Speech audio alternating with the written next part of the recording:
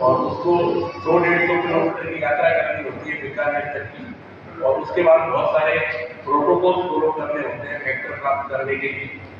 तो ये सारी दुश्वारियां उन्हीं को पता होती है जो हीमोफीलिया से पीड़ित है या उसके परिवार वाले पीड़ित है। इंदास फाउंडेशन के बंधुओं ने कुछ समय पहले हमें संपर्क किया।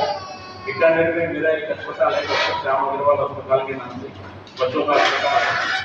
मेरे को देवीलाल जी ने आज से करीब 7 साल पहले एक नाम सौंपा कि डॉक्टर एक हीमोफीलिया की हम यहाँ पर एक हीमोफीलिया ट्रीटमेंट सेंटर होता है वो करना चाहते हैं, और राजस्थान में शायद ये पहले ही होगा। इसमें आपको 24 घंटे फैक्टर उपलब्ध करवाने होंगे।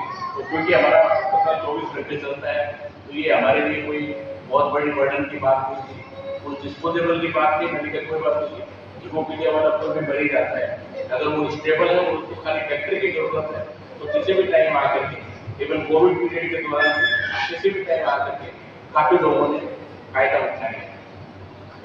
रही फैक्टर की उपलब्धता की बात, तो फैक्टर क्योंकि बहुत महंगे होते हैं। अभी मैंने जैसे जहाँ तक मेरे को पता था एक यूनिट फैक्टर के 100 रुपये लग जाते हैं, ये मेरे को पता था।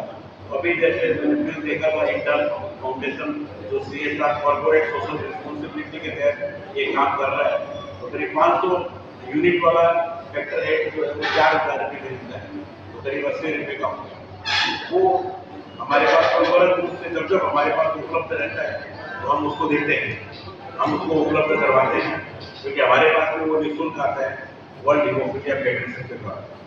कई बार कमी होती है तो नहीं मिल पाता, तो मैं हमारा अस्पताल हीमोफीलिया सोसाइटी और PBM अस्पताल के द्वारा नियमित रूप से यह फैक्टर उपलब्ध होते हैं। और ये जो आज का जो कार्यक्रम है कि हम होम बेस्ड फैक्टर डिस्ट्रीब्यूशन कर रहे हैं, इससे ये होगा कि हमें अगर रात को भी नींद हो तो हमें तुरंत भागने की जरूरत नहीं है। हम सेल्फ इंफ्यूजन कैसे हमारे बच्चे को या मरीज को सेल्फ इंफ्यूज कर सकते हैं, वो अगर समझ लें तो हम घर में भी लगा सकते हैं। ये जीवन रक्षक कार्यक्रम है, तो मैं इसके लिए इंदास फाउंडेशन को हमारे देवेंद्र जी देवेश जी बैठे हैं और भाई साहब बैठे हैं, इनको और हमारे जो सक्रिय हीमोफीलिया सोसाइटी के सचिव है बीकानेर चैप्टर के संतोष स्वामी जी और हमारी हीमोफीलिया की टीम है, उन सभी को धन्यवाद देना चाहूँगा कि वो इतना सोच रहे हैं हीमोफीलिया वालों के। अब मैं मेडिकल की कोई इंस्टीट्यूट की बात करना चाहूँगा कि जैसे मैं और हमारे अस्पताल में दूसरे डॉक्टर राजाराम जी हैं, उनका ये मत है कि जैसे कल 2-3 दिन पहले मेरे पास चेतन पवार जो बहुत समाज सेवी है और मेरे छोटे भाई भी हैं, उनका फोन आया दूरदर्शन सर के किसी ऋषभ बच्चे के लिए, तो वो काफी परेशान थे कि डॉक्टर साहब ये हो गया, जीवन तो नहीं चलेगा। तो मैंने कहा कि उसके हीमोफीलिया फैक्टर 0.5% है जो क्रिटिकल में आता है, उसमें मेजर ब्लीडिंग, दिमाग के अंदर ब्लीडिंग, गैस्ट्रोइंटेस्टिनल ब्लीडिंग होने के चांस रहते हैं। तो वो उनके लिए प्रोफाइलेक्टिक थेरेपी होती है, उनको हम एक निश्चित अंतराल के अंदर बिना किसी रक्तस्राव के भी अगर हम फैक्टर लगाते हैं तो फैक्टर करीब 5-7-10% से ज़्यादा आ गए तो ऐसे जीवन घातक जो रक्तस्राव है उनसे बच सकते हैं। उनके लिए मैं संतोष जी से आग्रह करूँगा कि फैक्टर की उपलब्धता अगर हमारे पास सही रहती है तो हम ऐसे 3-4 लोगों के जिनके क्रिटिकल हैं, फैक्टर बहुत कम है, उनको लगातार बढ़ाए रखने के लिए और जीवन घाती रक्तस्राव से ब्लीडिंग से बचाने के लिए हम ये कार्यक्रम करें, जो एक रिसर्च भी होगा, बीकानेर के लिए एक मील का पत्थर होगा हीमोफीलिया सोसाइटी अगर ऐसा कुछ कर पाती है।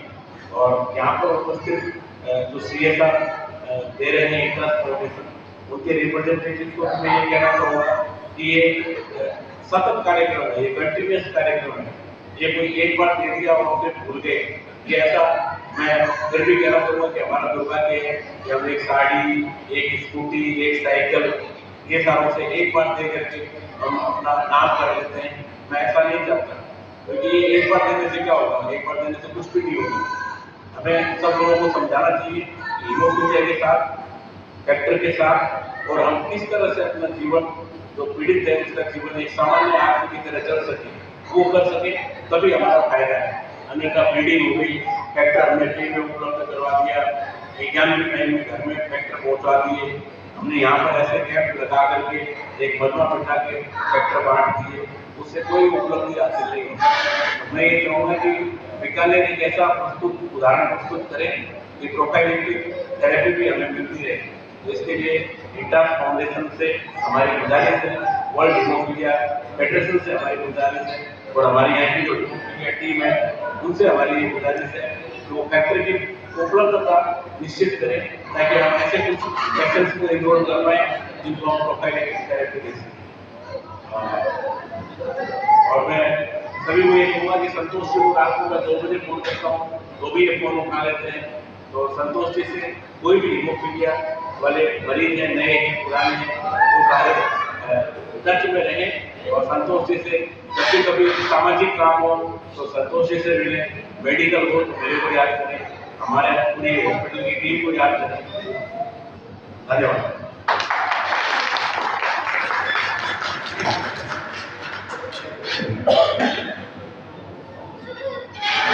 अभी हमारे डॉक्टर श्री अनिल खत्री जी उपस्थित हुए। मैं एक बार सभी से निवेदन करूंगा कि ताली बजाकर उनका स्वागत करें।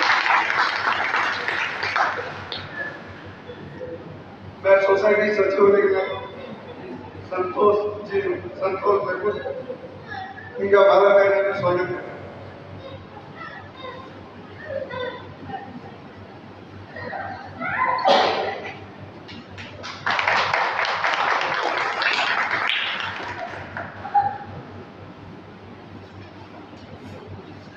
मैं आप सभी को बताते हुए गर्व महसूस कर रहा हूँ, डॉक्टर अनिल जी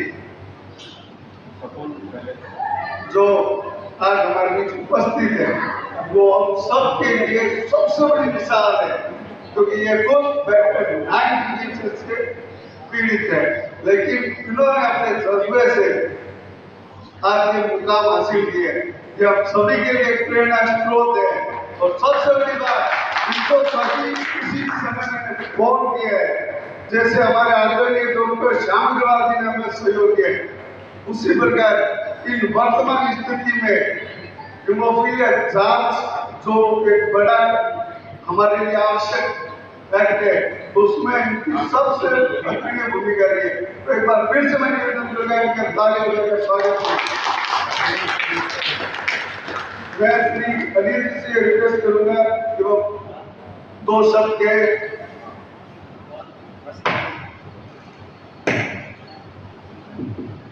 नमस्कार साथियों, जैसे कि मेरा परिचय संतोष जी दे चुके हैं। मेरा नाम डॉक्टर अनिल खत्री है। मैंने MBBS जोधपुर से की है। उसके बाद मैंने यहाँ से MD मेडिसिन करी है एज ए फिजिशियन बीकानेर से SPMC में। उसी टाइम मेरी मुलाकात संतोष जी से हुई थी। संतोष जी उस समय मेरे पेशेंट बन के आए थे। फिर उसके बाद इनसे कंटिन्यू मेरा रिलेशन रहा है, बहुत अच्छा रिलेशन रहा है। मैं खुद एक हीमोफीलिया का पेशेंट हूँ। अभी मैं प्रैक्टिस कर रहा हूँ अपेक्स हॉस्पिटल में एज ए गेस्ट। तो शुरुआत के जो मैं कुछ मेरे बचपन की जो यादें हैं या बचपन की जो टाइम निकला है मेरे लिए, आप सबको पता है जो भी हीमोफीलिया के पेशेंट्स हैं उनके बचपन में कैसा टाइम निकल रहा है, तो वो मैं शेयर करना चाहता हूँ। तो जब भी मतलब मैं बीमार पड़ता था या फिर जब भी मेरा दूध का दान टूटता था तो उस समय ब्लीडिंग होती थी मेरे को, और मैं 1-1 महीने तक भूखा रहता था। सिर्फ दूध पे, चाय पे, जूस पे ही मेरा जीवन चलता था। और यहाँ पर उस समय बीमारी का पता लगाना बहुत ही टफ था, बहुत मुश्किल था। यहाँ पर मतलब इतनी सुविधाएं नहीं थी और इतना एडवांसमेंट भी नहीं था। तो उस समय मुझे लगता था कि मेरा जीवन व्यर्थ है, मुझे मेरे लिए ऐसा लगता था। तो मैं बोल तो पाता नहीं था उस समय, जब मुंह में जब क्लॉट बन जाता है, मुंह का थूका बन जाता है, तो हम लोग बोल भी नहीं पाते। तो मुझे ऐसा लगता था मेरा जीवन व्यर्थ है क्यों। तो मैं ऐसे मतलब जो स्लेट होती है उसमें मैं लिखता था कि यार मैं मर जाऊँ तो अच्छा हो, मेरे माँ बाप को मैं इतना दुख दे रहा हूँ, ऐसा मुझे मेरे जीवन में मुझे लगता था उस समय, क्योंकि मैं सबको परेशान ही करता था। तो ऐसे करते करते कभी 1 महीने दुखी रहता था, कभी अगले फिर महीने, फिर ऐसे करते साल में 3-4 बार तो आदमी बीमार पड़ता ही पड़ता है। कभी घुटने में चोट लग जाती थी तो 2-3 महीने उसका निकल जाते थे, कभी स्कूल से एब्सेंट हो जाते थे। फिर भी कभी भी मतलब उस समय भी मैंने मतलब मेरी पढ़ाई पर हमेशा ध्यान दिया है, हमेशा अपने काम पर ध्यान दिया है और हमेशा परफॉर्मेंस अच्छी रही है मेरी। उसके बाद फिर मैं जब MBBS में एंट्री करी मैंने, तब मुझे मेरी बीमारी का पता चला। तब मैं दिल्ली जाके खुद मैंने जाके जांच करवाई, जो मैं किताबों में पढ़ता था ऐसी ऐसी बीमारी होती है तो दिल्ली जाके मैंने खुद ने जांच करवाई, तब मुझे पता चला मुझे हीमोफीलिया है। फिर मेरे छोटे भाई को मैंने डायग्नोस किया, उसको भी मुझे यही सेम बीमारी होती थी।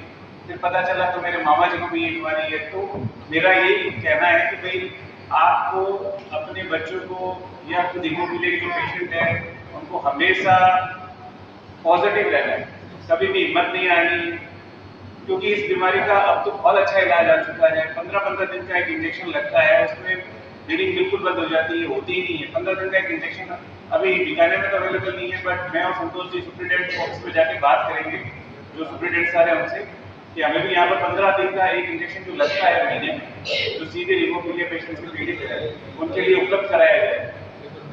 और बस मेरा एक्सपीरियंस मैंने शेयर किया, और आज मैं जहाँ पर हूँ मुझे लगता है कि मेरा हमेशा पॉजिटिव रहना ही मेरे लिए ये मुकाम रहा है। Thank you.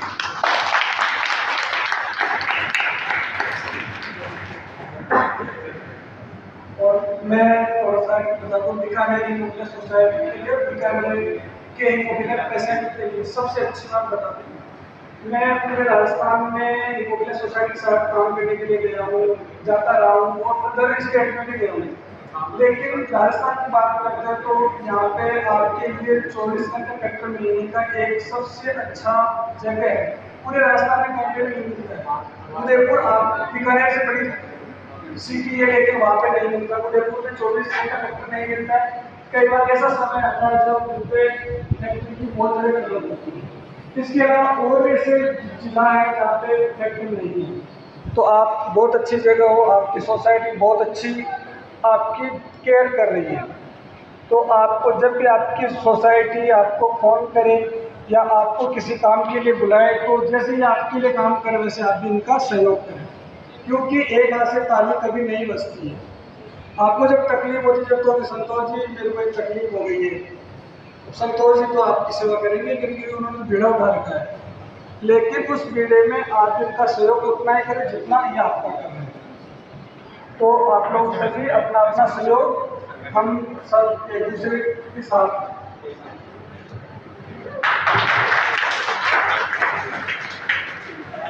सोसाइटी के प्रेसिडेंट श्री रवि जी से निवेदन करूंगा